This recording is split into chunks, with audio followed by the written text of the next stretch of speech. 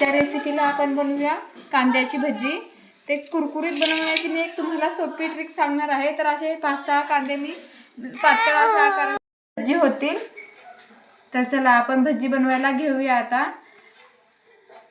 ह्या कांद्यामध्ये मी आता हे आहे खाण्याचा सोडा आणि 1 चमचाभर लाल तिखट आणि हा ओवा आणि पाऊण चमचा धनिया पावडर आणि चवीपुरतं मीठ एवढं आपण यामध्ये मिक्स करून घेऊया आणि अर्धा तास ह्याला असंच ठेवूया, कारण या कांद्यामध्ये पाणी सुटतं। मग यामध्ये आपण एक थेंबही पाणी न घालता आपण भजी कसे बनवणार हे मी आजच्या रेसिपीमध्ये तुम्हाला सांगणार आहे। हे बघा अशा पद्धतीने सगळं कांदे मिक्स करून झालेलं आहे।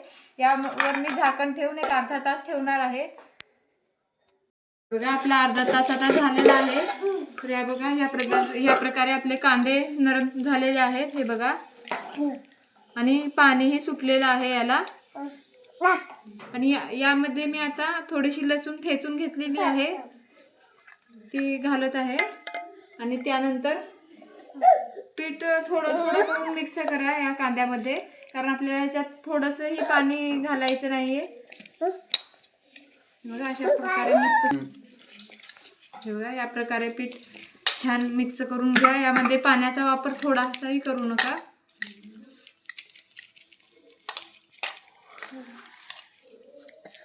आहे बघा अशा प्रकारे पीठ छान मळून घेतलेलं आहे। हे बघा अशा प्रकारे पीठ थोडं थोडं तुम्हाला हव्या त्या प्रकारे तुम्ही सोडू शकता तेलात।